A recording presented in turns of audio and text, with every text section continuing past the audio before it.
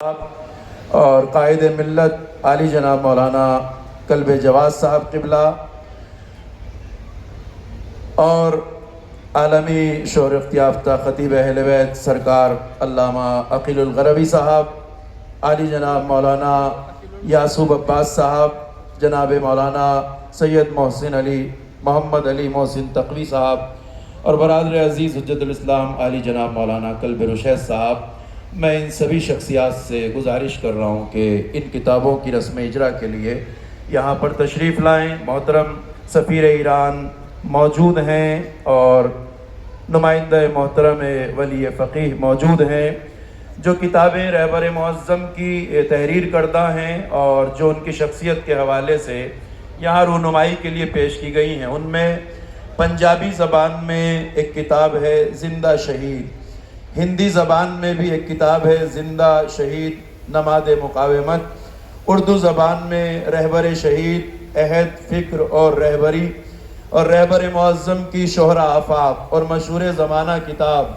250 سالہ انسان اردو اور انگلش میں شائع کی گئی ہے، جو یہاں رونمائی کے لیے پیش کی گئی ہے۔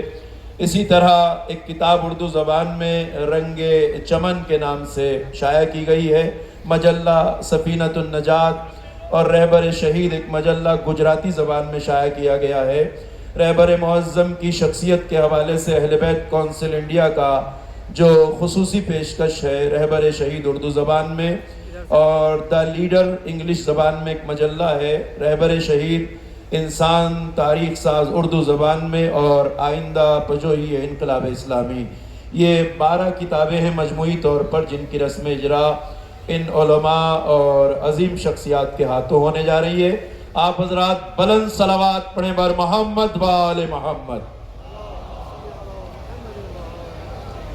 نعرہ تکبیر، نعرہ حیدری، نعرہ حیدری، نعرہ رسالت، لبیک یا حسین۔ دونوں ہاتھوں کو بلند کر کے سب نعرہ لگائیں، لبیک یا حسین، لبیک یا حسین، لبیک یا خامنئی، لبیک یا خامنئی، لبیک یا سیستانی، لبیک یا سیستانی۔ نعرہ صلوات پڑھیں بر محمد و آل محمد۔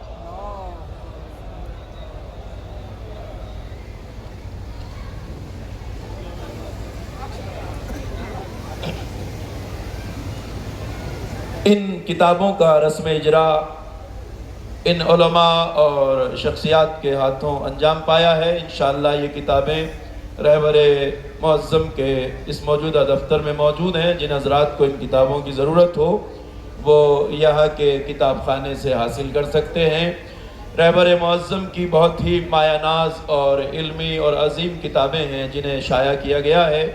250 سالہ انسان رہبر معظم کی وہ آفاقی کتاب ہے جس میں آپ نے ائمہ معصومین کی حیات طیبہ کو 250 سال تک کے تسلسل کے ساتھ یکے بعد دیگرے بیان کیا ہے، جس میں شخصیتوں کے نام بدلتے رہے مگر کردار ایک ہی تھا۔ کبھی ان کرداروں نے صلح کی اور کبھی میدان جنگ میں جوہر شجاعت دکھائے، کبھی صبر سے کام لیا، کبھی استقامت سے کام لیا۔ مایہ ناز کتاب ہے، اردو زبان میں پہلے سے موجود ہے، اب ہندی اور انگریزی زبان میں اسے شائع کیا گیا ہے۔ نعرہ صلوات۔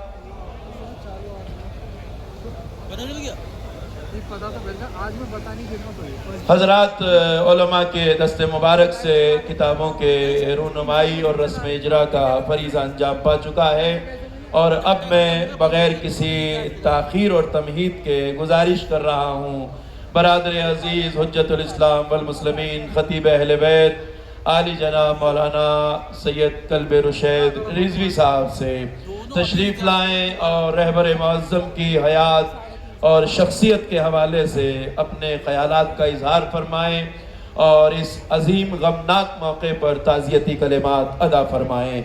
نعرہ صلوات سے استقبال فرمائیے عالی جناب حجت الاسلام والمسلمین مولانا سید کلب رشید رضوی صاحب کا.